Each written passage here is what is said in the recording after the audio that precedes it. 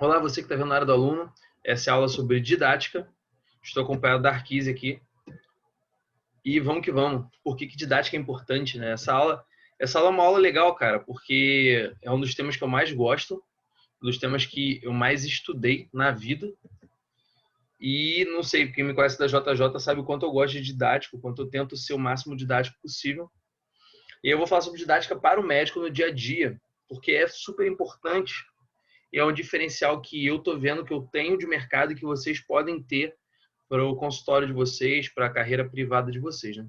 Primeiramente, o que é didática? Né? Didática é uma arte de transmitir conhecimento. Independente do método utilizado, ela transmite conhecimento. O objetivo é que você passe uma coisa para outra pessoa. E aí, eu sempre uso um exemplo que é desenhar o ser imaginário que só existe na minha cabeça. Se só existe na minha cabeça, não existe mais na cabeça de ninguém. E aí eu tenho que passar instruções bem práticas, bem simples, para que a pessoa olhe aquelas instruções, verifique como fazer e consiga desenhar exatamente o que está na minha cabeça. A didática é basicamente isso, é você ensinar uma outra pessoa a desenhar um ser imaginário que está só na sua cabeça. Claro que nas devidas proporções, você vai falar sobre física, química, biologia, você vai falar sobre português, você vai falar sobre várias ferramentas cognitivas, beleza, mas no final das contas, tudo que você quer é que aquela ideia que você tem na cabeça passe para a cabeça da pessoa de uma maneira adequada, de uma maneira que ela consiga colocar em prática no dia a dia dela, que é mais importante do que só passar, né? Tem muito professor que só professa, eu brinco isso. Professar não quer dizer que você está passando o conhecimento. Às vezes você está falando e está passando numa orelha do aluno, está saindo pela outra e ele não está retendo nada. Então, para a gente começar a desenhar o ser imaginário que só existe na minha cabeça ou na sua cabeça, a gente precisa de uma comunicação eficiente. E quando eu falo uma comunicação eficiente, é uma comunicação que mostre tanto os pontos verbais quanto não verbais. É uma comunicação que eu consiga abranger o máximo da dinâmica de coisas que estão acontecendo à volta e na minha cabeça. Então, por exemplo, quando eu viro para você e falo assim, vamos desenhar um ser imaginário. Quando eu faço essa cara e olho para cima, eu estou pensando. Então, isso é uma comunicação não verbal, de que eu estou pensando no ser imaginário. E verbal, desenha um peixe rosa. Qual tipo de peixe? Um peixe igual um peixinho dourado. Como é que é um peixinho dourado? Vamos lá, vem aqui na internet. Peixinho dourado, peixinho dourado, dourado, beleza. Vai vir uma imagem lá de um peixinho dourado. Não é a creche escola peixinho dourado, pessoal. Não é o objetivo. Lá tá lá um peixinho dourado. Agora imaginou ele rosa. Beleza, agora vamos botar um chifre nele. Tá? Muito simples. Eu consegui passar para vocês por didática um monstro que está só na minha cabeça. De forma verbal, eu falando, e não verbal. A imagem, a entonação, o modo como eu falo, as referências que eu utilizo, corporais, imaginais, etc. Então, o mais importante para você ter uma boa didática é você ter uma boa comunicação. Eu sempre falo isso, né? Todas as aulas, eu acho que eu devo ter falado isso, eu falo isso em muitas aulas. Quando eu falo todas as aulas é uma hipérbole, né? Mas em muitas aulas eu falo que comunicação é tornar comum o que se passa na minha cabeça com o que se passa na cabeça de outra pessoa. Comunicação, tornar comum, né? E aí, quando você vai falar para alguma pessoa, você tem que ter noção de que todas as instruções que você está passando, todas as informações que você está passando, cada detalhe, elas têm que ser adequadas. Eles, né, que é o detalhe, né? Essas ferramentas, por isso que eu falei elas, têm que ser adequadas para a mente receptora. Lembrar que a comunicação tem 5 elementos, mas o mais importante tem o emissor, o receptor, o código, né? E aí você tem que saber, e a mensagem, você tem que saber adequar a mensagem e um código para que o receptor consiga entender aquilo. Então, por exemplo, ensinar eletricidade para crianças, física. Uma vez eu estava conversando com um amigo meu que é professor de física e ele falou, eu já estou ensinando conceitos de física para o meu filho. Eu falei, como é que você está fazendo isso, Jorge? Que ele é um amigo meu que é professor de física. Ele falou o seguinte, como é que a eletricidade se comporta? A eletricidade se comporta buscando ponto de menor resistência. Então, a eletricidade ela passa pelos obstáculos sem passar por dentro do obstáculo. Ela foge dos obstáculos, ela é inteligente, ela é muito mais inteligente que a gente. Então, o que ele faz? Ele pegou a criança, colocou uma bola, que é a bola preferida da criança, do filho dele, e botou uma placa de gesso, uma coisa qualquer ali, uma caixinha, entre a bola e a criança. A criança foi e passou pela lateral e pegou a bola. Ela já entendeu que existe o obstáculo e a gente tem que passar em volta do obstáculo. Isso você consegue perceber que daqui a 10 anos essa ferramenta vai ser importante para que aquela criança entenda como a eletricidade funciona. Só que agora não parece ter nenhuma correlação uma coisa com a outra. É igual o pessoal fala para mim, Felipe, por que é importante você aprender Bhaskara? Por que é importante você aprender... Eu, por exemplo, não uso nada disso no meu dia a dia, mas aquilo ali te ensina a ter raciocínio lógico, te ensina a pensar de maneira concatenada e linear. Eu vou falar disso mais à frente. Então, aquilo é importante para que você forme uma linha de raciocínio e você consiga entender adequadamente como funciona. O estudante de medicina, o médico, quando ele vai ver bioquímica, se ele não tiver um pouco de raciocínio lógico, ele vai ter muita dificuldade em bioquímica, porque é tudo raciocínio lógico e é uma concatenação de fatos, que se você não tiver tido aquele raciocínio com Bhaskara, você vai ter problemas. É o que eu falo até para os amigos meus, né? Eles falam, pô, Felipe, estou em dúvida se eu faço engenharia ou arquitetura. Eu falo para eles o seguinte, engenharia é aprender a pensar, ponto. O engenheiro ele faz qualquer coisa. Na faculdade de engenharia você vai aprender a pensar. E aí isso clarificou a mente de alguns deles. Ensinar física para um adulto já é diferente. Por quê? Porque ele já tem um conjunto de competências ali com ele, um conjunto de competências que facilita o raciocínio dele em alguns aspectos. Então, por exemplo, ele já sabe que é mais interessante buscar o ponto de menor resistência. Ele já sabe que se ele enfiar o dedo na tomada, ele vai tomar um choque. Ele já sabe as coisas. Né? Essas coisas ele já sabe de cunho prático, às vezes. Né? Você pega, eu trabalho no interior, então eu acabo pegando muito adulto analfabeto. E para você ensinar eletricidade ou física para um adulto desses, você tem que ver, o Paulo Freire falava isso na Pedagogia do Oprimido, você tem que ver o que faz parte do dia a dia dele. Então, ele já entendeu como funciona a eletricidade. Então, enfiou o dedo na tomada, vai tomar um choque. É isso. E eu vou falar para ele, aquele choque que você tomou é a eletricidade. E ela passa o mais longe possível de obstáculo. Então, se você botar uma madeira ali, você não vai tomar choque. Mas se você botar sua mão molhada, você vai tomar mais choque. Se você botar água com sal, vai mais choque ainda. Por quê? Aí eu vou ter que explicar. Mas consegue entender que a mensagem, no final das contas, a gente está passando exatamente a mesma coisa, o mesmo fundamento. Só que a mensagem muda, o código é o mesmo, mas as técnicas verbais e não verbais também mudam. Também mudam. Tá? Ensinar física para um idoso é uma outra ideia. Se, por exemplo, for um idoso que nunca teve contato com eletricidade, eu vou falar de eletricidade, ele vai ter vários exemplos de construção do cotidiano dele, de construção do imaginário, de construção do dia a dia, que vão mostrar para ele facilmente como funciona aquilo, para que ele consiga entender de maneira mais adequada como funciona a física. Vocês conseguem perceber que a única coisa que mudou foi a adequação ao receptor. Por que isso é importante? Eu estou falando disso desde comunicação interpessoal, lá acho que é o módulo 2 ou módulo 3. A gente tem que se adequar ao paciente, não o paciente a gente. Eu vou explicar mais sobre isso mais à frente, que vai ser a parte de como eu uso a linguagem e a didática de maneira adequada para facilitar o tratamento do meu paciente. E aí eu trouxe algumas técnicas de didática que eu acho super interessantes e que você pode usar no seu dia a dia, você pode usar na sua monitoria, você pode usar no seu consultório, você pode ensinar outras pessoas a usar. E eu uso bastante boa parte delas. Vamos lá. A primeira que eu queria trazer para vocês é a aula invertida. A chama de sala de aula invertida ou sala invertida.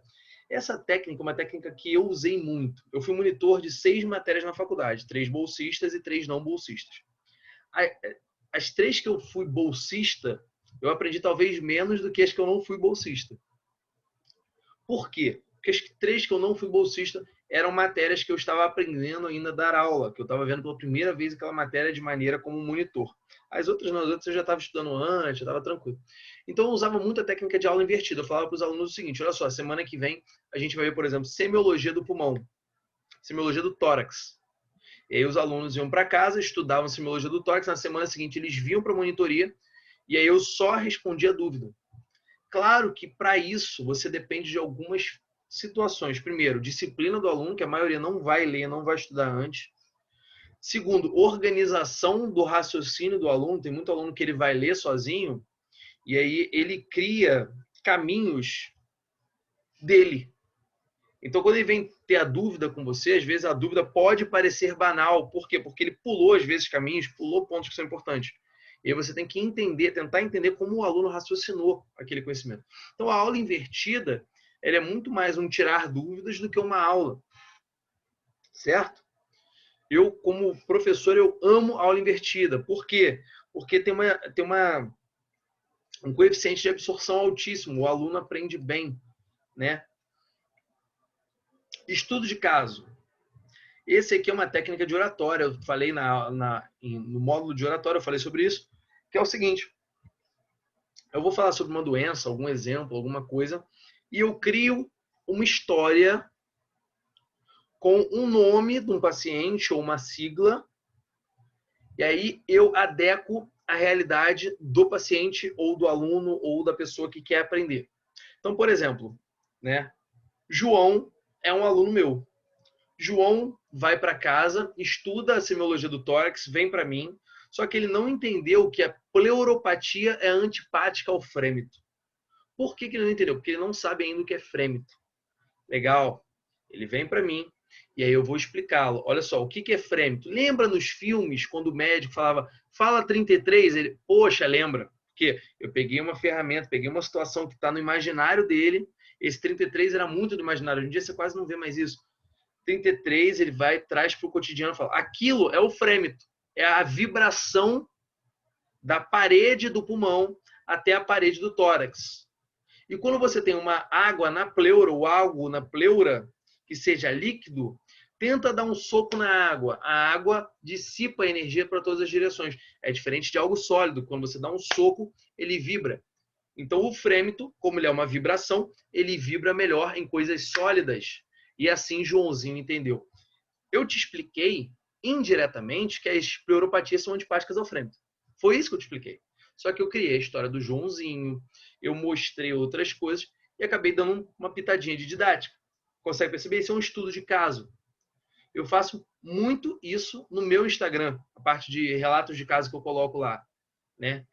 Aqueles casos não são para ensinar medicina, são para ensinar, às vezes, o modo de pensar, às vezes, para ensinar a lidar com a situação emocional que o paciente e a doença vão te colocar, certo? Então, você tem que pegar esse caso e jogar na realidade do paciente, na realidade do aluno. Eu canso de usar isso para resolver impasse, para resolver conflito, para solucionar problemas. Então, por exemplo, eu tenho um paciente que, ali, ó, eu até botei o caso aqui, uso muito no consultório. Eu tenho o epilético que não queria parar de beber. Para quem não sabe, epilepsia é uma doença, que é uma disfunção elétrica do cérebro. O cérebro dá uns mini curtos-circuitos em alguma região. Então, assim, dá um choque numa área que não era para funcionar e ela funciona mais do que necessário. E aí acontece da pessoa se bater, da pessoa se urinar, da pessoa se morder, se machucar, da crise convulsiva, certo? Qual o problema nisso? Muitas drogas que a gente usa para melhorar esse circuito, para piorar, para dificultar mesmo de acontecer isso, elas são metabolizadas no fígado. E o paciente que bebe muito tem lesão hepática, tem lesão no fígado. Então, não vai conseguir metabolizar as drogas de maneira adequada e vai acabar dando crise. Então, a gente explica isso para ele.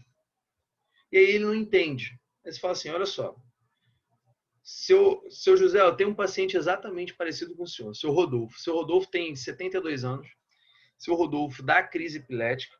Seu Rodolfo falou para mim que não ia parar de beber. Seu Rodolfo está internado lá em cima, o seu Rodolfo veio a óbito, ou o seu Rodolfo... E eu consigo ilustrar para ele o que vai acontecer com ele que aconteceu com o outro. Porque o ser humano pensa o seguinte, tem um pensamento mágico, né? Que nunca vai acontecer comigo, só acontece com o outro. E aí, quando você coloca ele, você traz mais para perto da realidade dele. Você fala, pô, você lembra aquele... Às vezes, como a cidade é pequena, né, onde eu trabalho, o senhor sabe aquele paciente tal? Sei. Aí ele fala, poxa, ele é pesado, né? Aí, olha, eu não posso falar para o senhor o que ele teve, mas falar para o senhor que é semelhante, se o senhor fizer isso, isso, isso, pode acabar acontecendo algo parecido com o senhor. Realidade, choque de realidade. Tem que tomar cuidado com a parte ética nisso, tá? Você não pode falar o que o paciente tem, nem pode falar nada disso. Mas realidade. A realidade faz com que a pessoa sinta o peso da possibilidade. Quando está na abstração, quando está no mundo das ideias, é muito fácil você ignorar algo. Mas quando você traz para a realidade, o jogo é completamente diferente. Uma outra técnica didática que eu gosto bastante é a gamificação. Eu trabalhei na Sala Vermelha, né? Foi a empresa que eu trabalhei como CEO.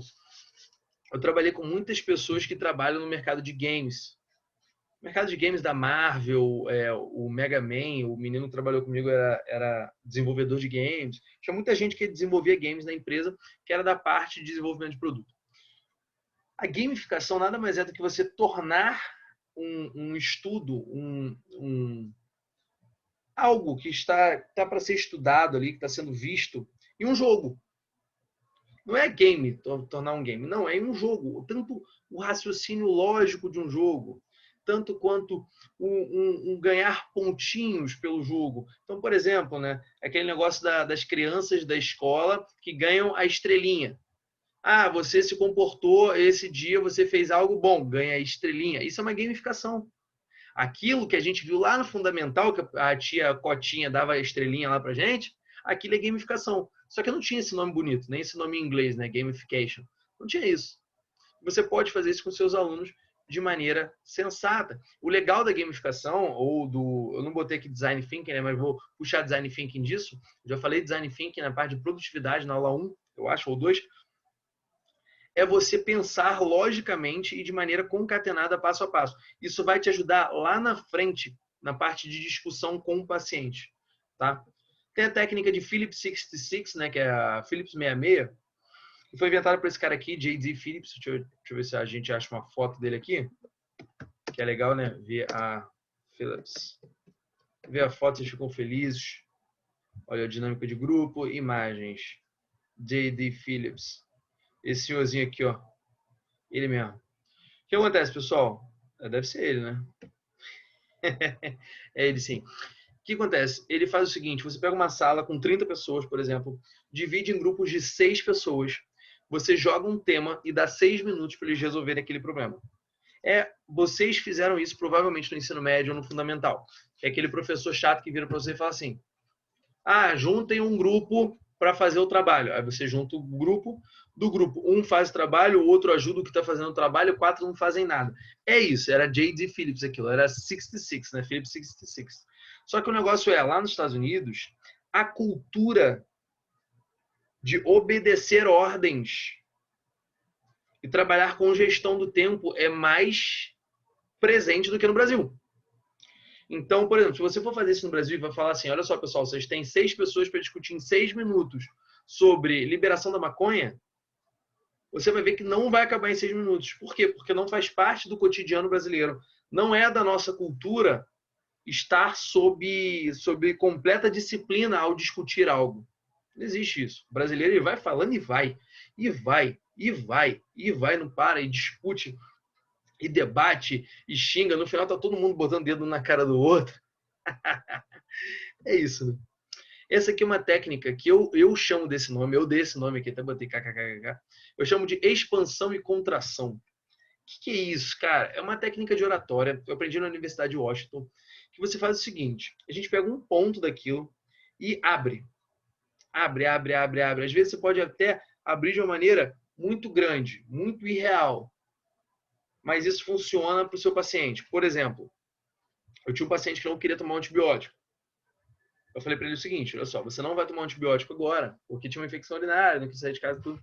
E tinha que usar um antibiótico contra uma bactéria multiresistente, né? E só podia usar meropenem, então eu tinha que fazer internado nesse paciente.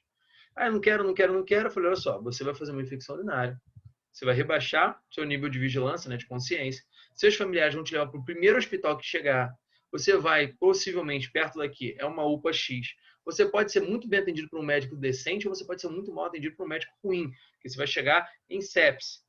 Ele pode não fazer o pacote de sepsis. E aí você vai ser entubado e pode ir a óbito por uma besteira de não ter utilizado esse antibiótico antes. Pronto, expansão. É diferente, por exemplo, da contração. Como eu uso a contração? filho de paciente que tem demência. Ah, papai é diabético e está comendo muito doce, papai vai morrer, papai isso, papai aquilo. Aí eu falo o seguinte, tá certo, seu pai está comendo muito doce, ele pode ter algum problema. Qual sofrimento vai ser maior para o seu pai? Aí a pessoa fica assim. Doutor, na verdade eu não sei. Eu falei, se privar às vezes de comer o doce? O pai já está demenciado mal paliativo já. Você não acha que seria interessante ele comer um pouquinho de doce? Claro que com moderação, né? A gente não é maluco, mas você não acha que seria interessante deixar ele comer um pouquinho de doce? Doutor. Então a gente pega aquelas ideias catastróficas, né, que geralmente o paciente tem, que as pessoas têm, e contrai de uma maneira a mostrar para ela que no cerne da coisa, no ponto ali principal, inicial, no ponto que deu origem a tudo, você vê que aquilo não era tanto. E essa técnica é a técnica de contração. Eu uso muito no consultório, mas muito. Eu expando muito e eu contraio muito. E isso eu faço para que os pacientes tenham uma ilustração do que pode acontecer com eles. Por que isso? Porque as pessoas não têm o conhecimento que nós temos sobre prognóstico. O médico acha que as pessoas entendem o que ele está falando, elas não entendem. Não entendem. Quando você fala assim, olha, o senhor tem 10% de risco de ter um infarto, para o paciente, ele tem que entender o que são 10%, né, o que é 10%, né, 10 sobre 100. Ele tem que entender o que é um infarto e se ele pode morrer. E muitos pacientes não vão entender isso. Então ele não vai mudar a alimentação dele, que é uma questão cultural, porque você falou que ele tem chance de um dia vir a acontecer uma coisa que ele nem sabe o que é. Que ele só ouviu falar. Que ele nunca vivenciou. Que ele nunca teve um parente que teve. Para isso eu uso expansão. E o oposto eu uso contração. Revisão espaçada é a técnica que a JJ Mentoria usa, uma técnica muito boa, uma das técnicas que mais faz com que a pessoa tenha retenção do conhecimento, que você pega aquele conhecimento e vai treinando várias vezes com o passar do tempo e vai retendo cada vez mais, retendo cada vez mais, retendo cada vez mais, porque senão você esquece. Se você lê hoje e daqui a 3 meses for fazer uma prova sobre aquele tema, você provavelmente não vai lembrar absolutamente nada. Mas se você fizer a revisão espaçada, a sua chance de lembrar bem dos pontos chaves é muito importante, muito grande. E ensinar outras pessoas, essa é a técnica que eu sempre usei na minha vida, até que deu origem a esse curso e que deu origem ao treinamento de vendedores, tudo. Ensinar outras pessoas. Eu ensinando outras pessoas, eu aprendo muito mais, porque eu tenho que aprender para preparar a aula, eu tenho que já ter um conhecimento prévio de como usar aquele conceito. Não adianta só eu ler na teoria e vir passar para vocês. Isso não vai acontecer. Por quê? Porque não vai ter a verdade, né? A empregabilidade daquele conhecimento. Vai ser uma coisa teórica. E não é interessante para vocês. Para vocês é bom uma coisa prática, que alguém já tenha feito uso. E aí, ensinar outras pessoas, eu tenho que já ter feito uso, eu tenho que ler sobre aquele assunto, eu tenho que buscar as evidências científicas, e aí eu tenho que falar para vocês. E aí pode surgir uma dúvida que eu nunca pensei naquilo, que eu nunca imaginei aquilo, e essa dúvida muda tudo, e aí eu tenho que sentar, estudar de novo para responder aquela dúvida. Então, ensinar outras pessoas é sensacional. É muito bom para você aprender algo. Arquisa, tem alguma dúvida até agora? Nenhuma. Show. Então agora a gente vai partir para a parte que é como empregar a didática na sua consulta, que eu acho que é o objetivo de todo médico, profissional de saúde, né? Eu decidi assim fazer de uma maneira para tentar tornar mais didático em pontos da consulta. Isso serve até para uma consulta na emergência, isso serve para uma consulta no seu consultório, isso serve para qualquer situação em que, desculpa, um médico ou um enfermeiro ou um biomédico ou qualquer profissional vai ter contato com o seu paciente, certo? O dentista vai ter contato com o seu paciente.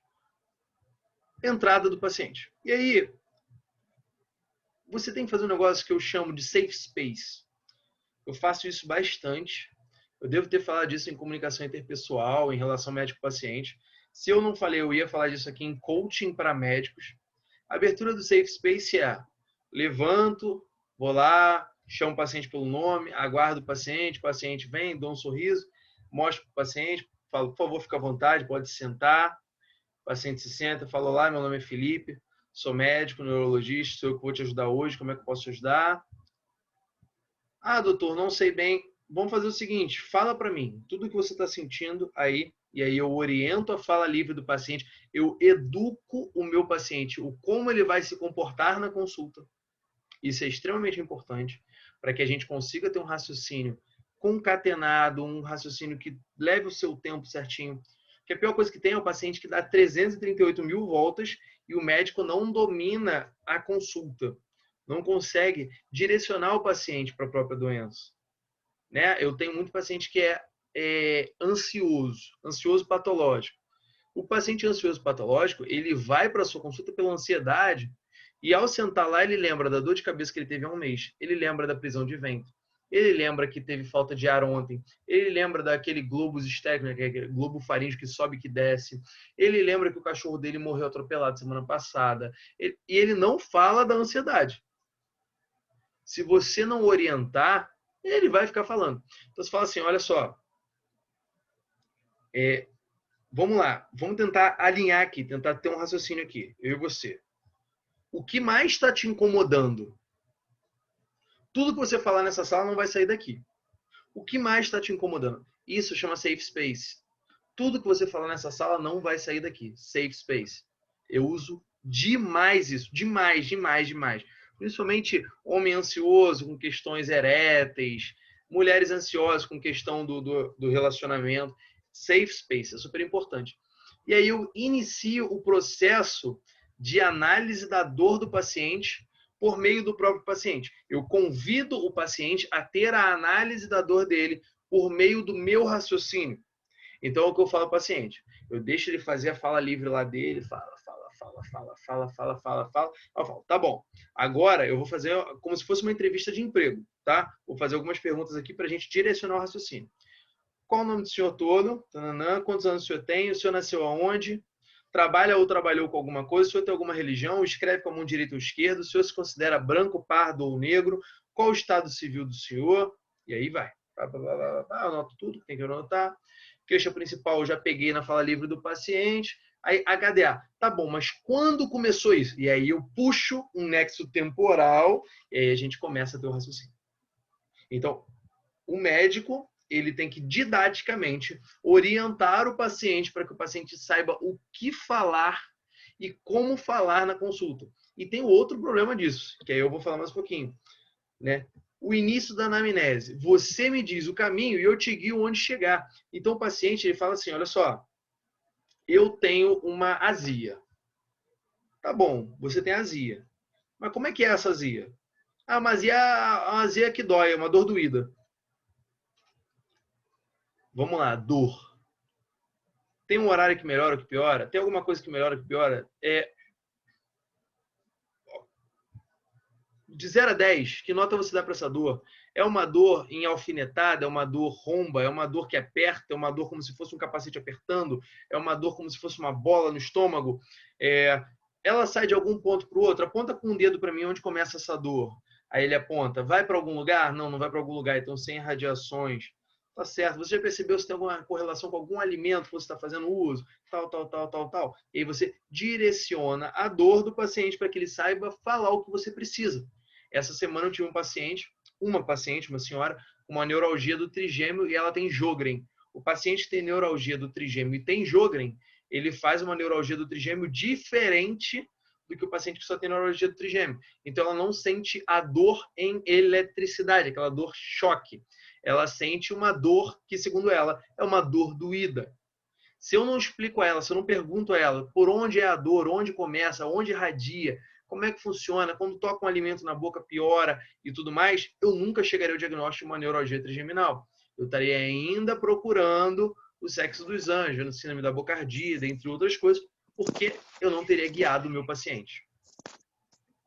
Então, você me diz o caminho e eu te guio onde chegar. Você, como médico, como médico, você tem que ajudar o seu paciente a se expressar. Você tem que ensinar o seu paciente como ele pode se expressar para que você entenda a dor dele. Por isso que didática é tão importante numa consulta médica. O paciente muitas vezes não sabe o que é importante para o diagnóstico. Ele não sabe. Então, se você tem um paciente que tem por exemplo, angina instável, é super interessante isso. O paciente vem para você e fala assim, doutor, eu tenho uma dor no peito. Tá certo, uma dor no peito, mas fala mais sobre sua dor no peito. Ele não vai saber falar. Eu vou falar, não, é uma dor no peito, doutor, é uma dor aqui, ó, aqui.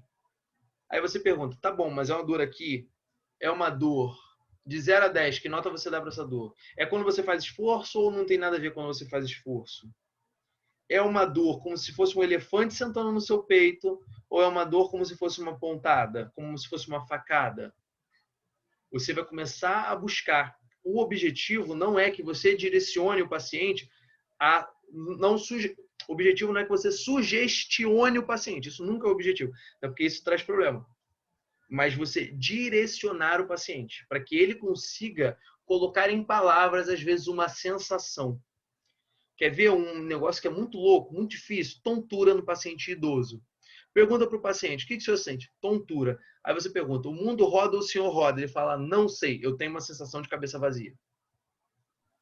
Eu acho, Felipe, expandindo mais, não é para paciente idoso, não. É para todo mundo, que eu nunca vi uma coisa tão difícil de tratar como tontura. Tá tonto, mas sente alguma coisa? Não, só tontura. Mas você faz alguma coisa que piora ou que desencadeia a tontura? Não, do nada. Ah, Maria, nunca sei o que fazer. Muito difícil para mim. Tontura, eu sempre recomendo o seguinte, a gente investigar se a mobilização da cabeça inicia o quadro, né, que aí a gente tem que pensar em vertigem posicional paroxística benigna, que é uma das principais causas. E aí tem que verificar se o paciente tem hipotensão, se tem hipertensão, se é diabético, se é idoso, hipotensão ortostática, se está usando medicações que podem causar tontura, por exemplo, carbamazepina, pregabalina, benzodiazepínicos que aumentam o risco de queda. E aí eu vou nisso, entendeu? E aí, quando é posicional, é muito certo de eu pegar o paciente e fazer a manobra de Dix-Hallpike para ver se ele vai ter nistagmo.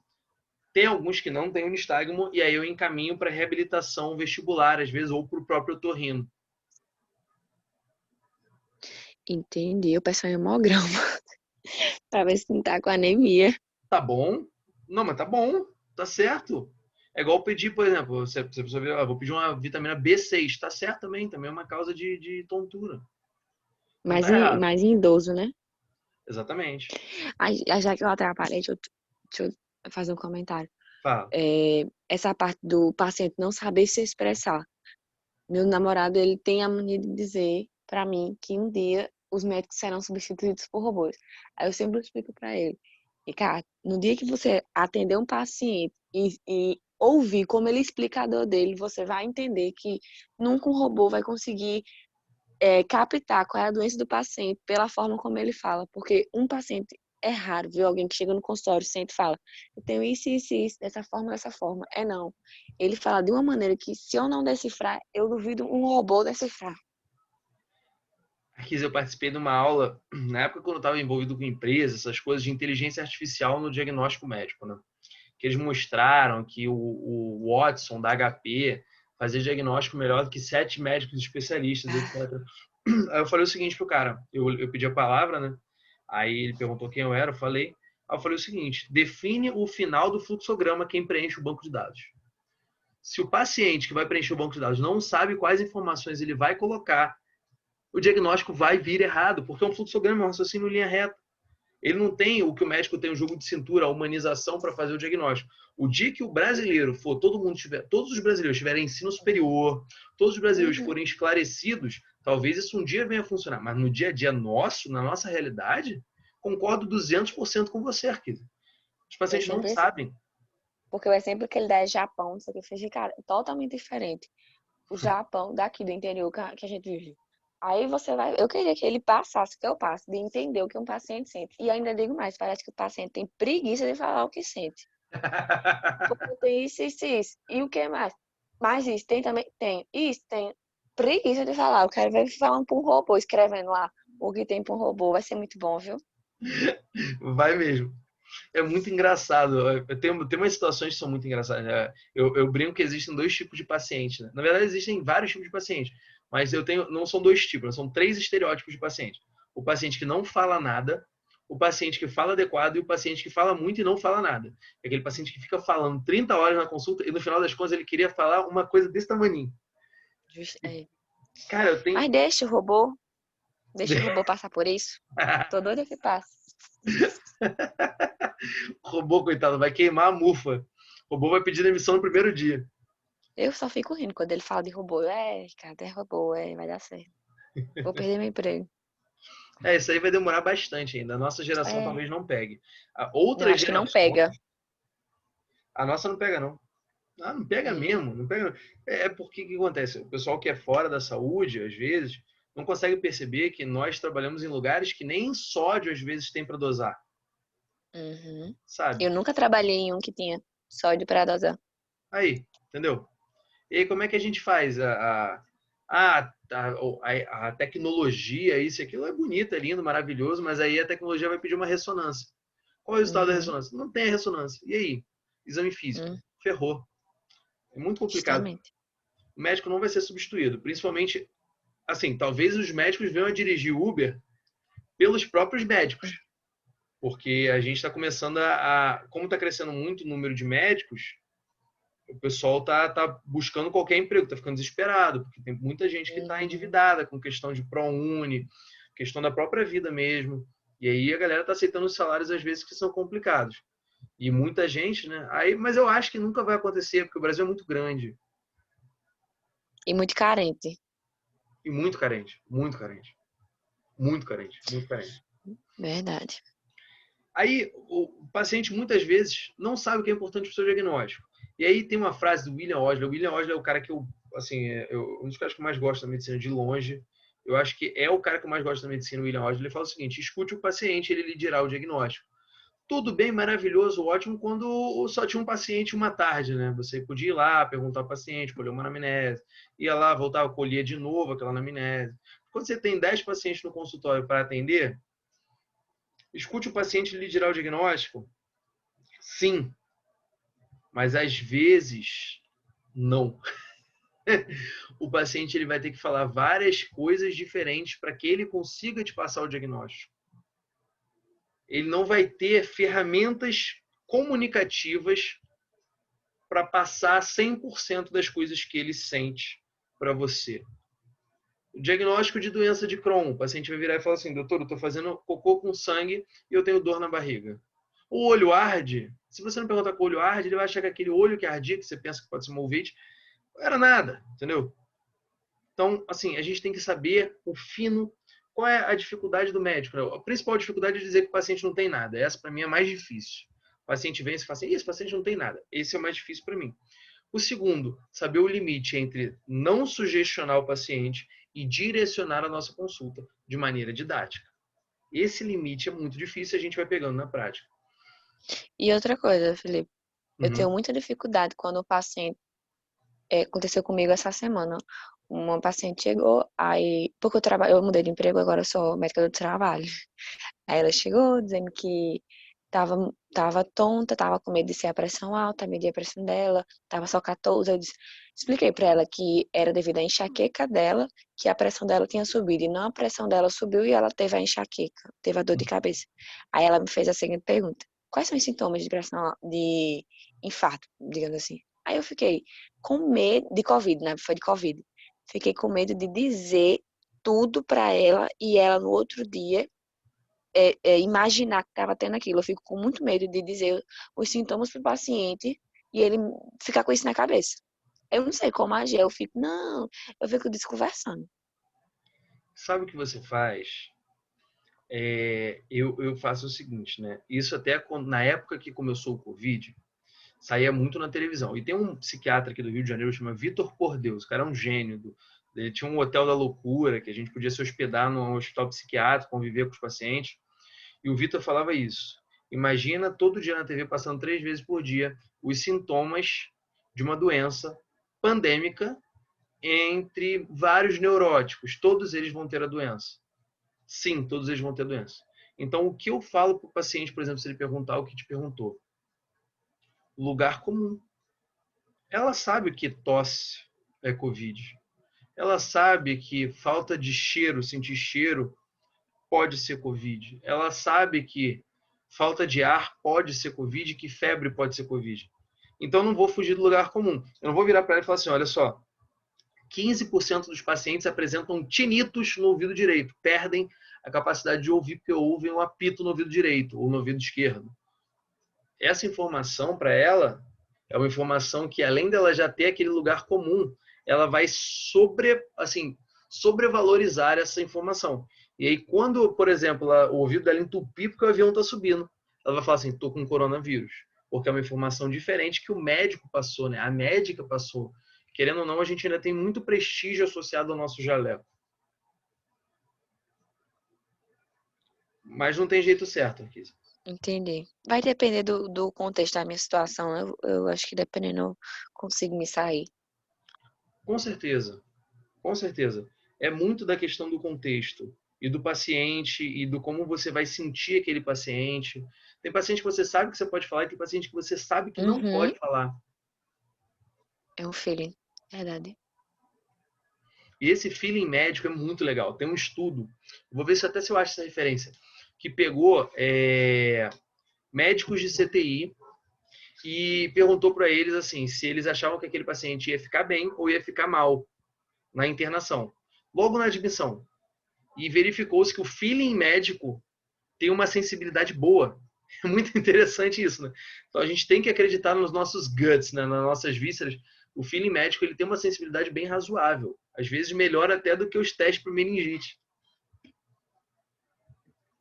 Do sinais de meninge, né? Verdade. E aí, quanto mais tempo de profissão, mais a gente tem, né? Mas a gente tem. Mas a gente sabe onde da praia vai ter tubarão e onde só está água gelada. Vamos lá. O paciente muitas vezes não sabe o que pode ser importante para o seu diagnóstico e é muito importante a gente não podar galhos e caminhos que não sabemos onde vão dar. Isso aqui é difícil. É aquele ponto da sensibilidade mesmo. Por quê? Eu tive um paciente há pouquíssimo tempo agora que ele veio para mim, 3 AVCs já, jovem, tem 52 anos, eu acho, já teve 3 AVCs, já infartou e já teve lesão renal. Ele tem uma doença renal crônica, conservadora, não dialítica, infartado, com stent e 3 AVCs de repetição. O que tem a ver uma coisa com a outra, né? O que tem a ver? Ele falando as coisas, eu aqui, cara, o que tem a ver uma coisa com a outra? Quando eu abri, examinei o paciente, tudo, a AVC e tudo. Tentei linkar os fatos, não fazia nenhuma relação. Mas quando eu abri o hemograma dele e eu vi uma hemoglobina de 18, eu falei, opa. O senhor tem mais alguma doença que já viu? Ah, doutor, eu tenho policitemia vera.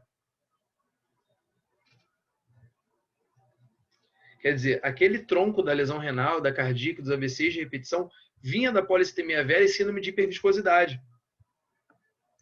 Se eu não tivesse me encucado com aquele ponto e prestado atenção naquilo, ia passar batido.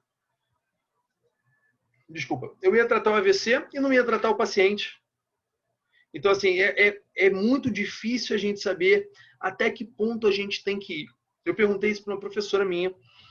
Pouquíssimo tempo eu falei para ela, Caroline Bittar, assim, uma gênia assim, na parte de neuromuscular e tudo. Falei, professora, até que ponto eu tenho que ir a fundo em uma questão ou deixar o diagnóstico logo no início? Isso aconteceu porque a gente teve um paciente aqui que a gente diagnosticou como uma encefalite de Hashimoto, e aí depois veio o diagnóstico, a gente mandou material para a Áustria, tudo veio o diagnóstico de uma encefalite anti-GABA-A. No fim das contas, eu já tinha aceitado aquela tiroidite de Hashimoto, aquela encefalopatia de Hashimoto. Eu já tinha aceitado. Até que ponto ir tão fundo?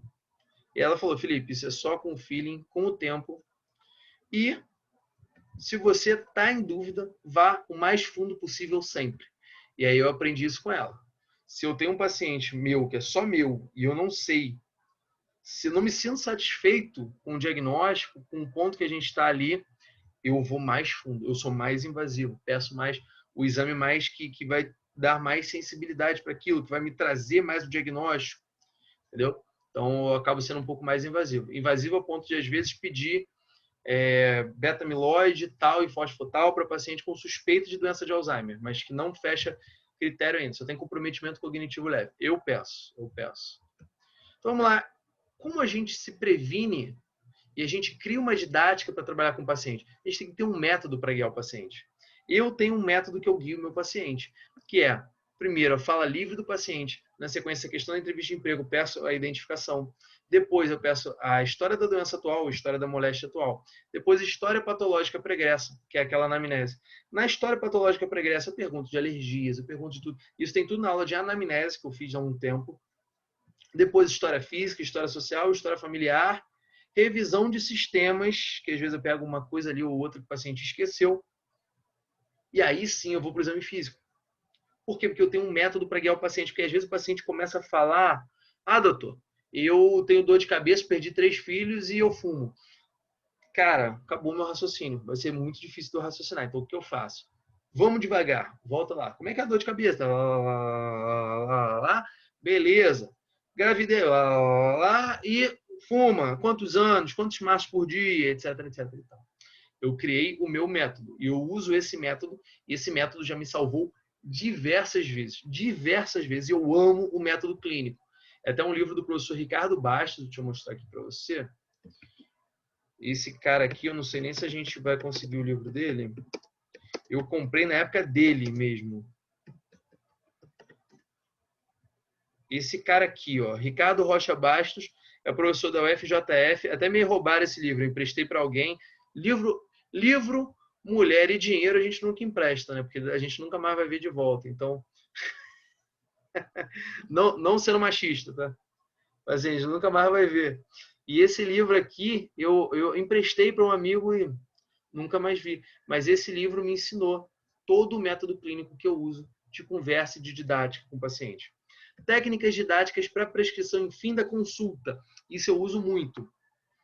Então, vamos lá. Como é que é? Eu converso com o paciente, delimito as dores.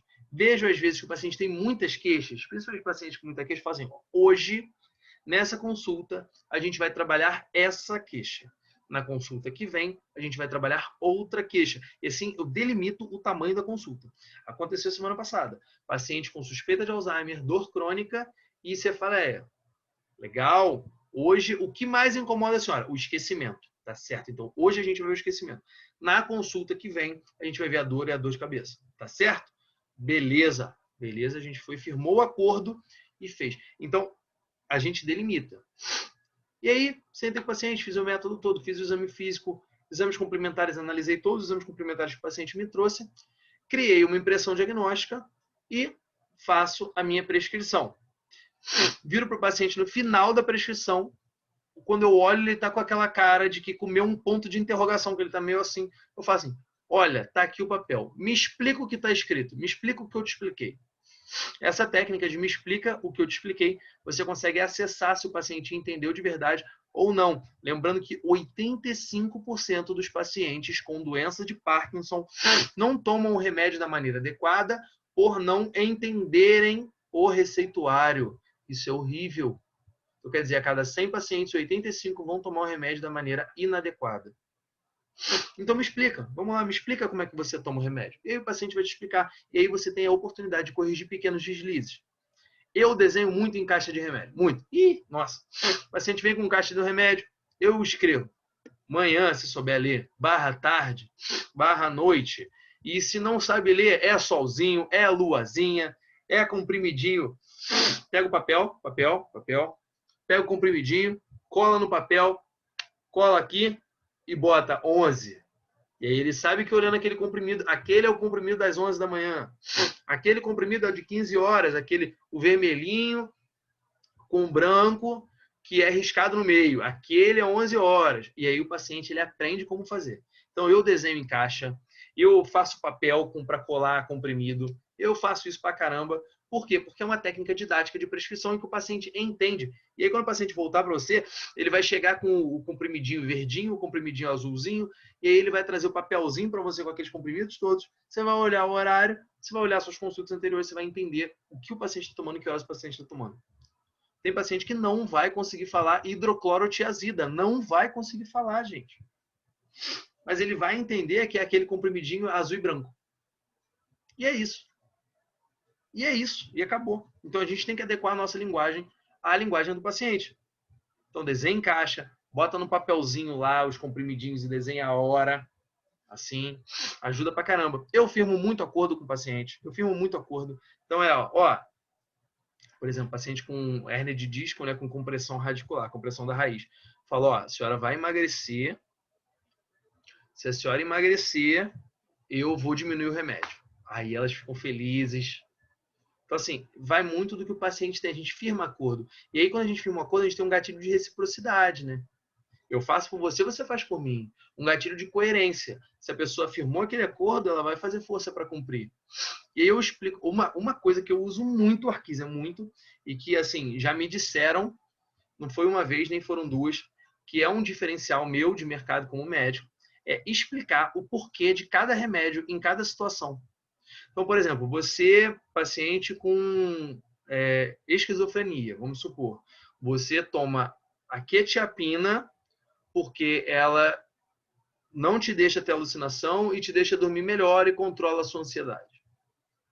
Você toma esse outro remédio porque isso, porque aquilo outro. Você toma esse outro remédio por aquilo, aquilo outro. E aí você explica o porquê o paciente está tomando aquele remédio. Ele vai entender para quê e vai aumentar a aderência. É diferente do médico que escreve um monte de coisa no papel que o paciente não consegue ler, não sabe para o que serve e vai tomar. A aderência é muito menor. Uma técnica didática que eu uso é a progressão do dia de medicação, que é o seguinte: tá bom, a senhora acordou. Qual remédio que a senhora toma? Tá no almoço. Qual remédio que a senhora toma? À tarde, qual remédio que a senhora toma? E à noite, qual remédio que a senhora toma? E que horas a senhora dorme? Pronto, eu peguei a progressão do dia de medicação. E aí, às vezes, eu coloco lá na HPP, né? Em uso de. Eu coloco pelo horário do dia. E pelo horário do dia eu sei se o paciente está tomando certo ou se está tomando errado. Já descobri cada loucura com isso. Cada loucura. Paciente usando antidepressivo, inibidor da recaptação de serotonina à noite, que não deixava ele dormir mais. Ou o paciente que usava diurético à noite veio para mim porque estava se queixando de acordar para urinar. Vendo isso, progressão do dia de medicação, isso ajuda muito. Por exemplo, o que fazer em caso de qual medicação? Então, por exemplo, o paciente toma Prolopa. Prolopa, né, é a dopamina, né, do que a gente usa no paciente com Parkinson. É a levodopa. E aí, o paciente, quando ele toma Prolopa, ele tem que tomar meia hora antes de comer ou 1 a 2 horas depois. Então, é meia hora a 1 hora antes ou 1 a 2 horas depois. E aí, quando o paciente vira para mim e fala assim, eu tomo Prolopa meio-dia, eu já sei que tem algo errado. Aí eu pergunto, que horas você almoça? Ah, meio-dia e meia. Tá bom, legal. Assim, razoável, né? Se não tiver uma refeição muito rica em proteína. Mas não, eu almoço meio-dia junto com o remédio. Sinal de que não está batendo legal. Entendeu? Então a gente pode. É importante que a gente fique de olho nisso e fazendo a progressão a gente consegue pegar esses erros. E aí tem a despedida e orientação do que fazer em casos esperados. Então, por exemplo, o Prolopa mesmo. O Prolopa, quando ele causa enjoo, eu coloco para tomar junto com a refeição.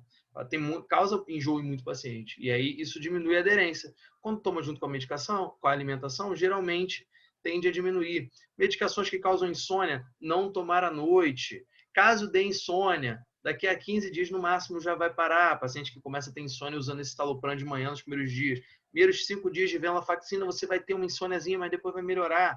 Então você já direciona, dá o remédio, fala o que pode acontecer e se acontecer, o que fazer. Você dá o protagonismo para o paciente por meio da didática. Então a didática para o médico é extremamente importante. Certo? Essas técnicas de didática são muito legais, uso muito e, cara, assim, são muito importantes para meu rendimento mensal e para o sucesso do tratamento dos meus pacientes. Ficou alguma dúvida, Kizia? Eu acho que a minha grande vantagem é, eu comecei o curso antes de me formar. Então, você já falou isso algumas vezes, então eu já faço tudo isso. Eu sempre explico ao paciente minha receita inteira. Você está tomando ibuprofeno, que é para desinflamar o músculo. Você está tomando esse daqui, que é para relaxar o músculo. Você está tomando... Eu me explico tudinho, porque ele já não vai tomar. Eu explicando, a Valita não explicasse. É isso aí. Fora isso, só comentários mesmo, nenhuma dúvida. Foi muito Legal. boa. Show de bola. Então é isso. Eu vou terminar a gravação aqui. Você que está vendo na área do aluno, um grande abraço. Fique com Deus, foco no paciente, vamos forte.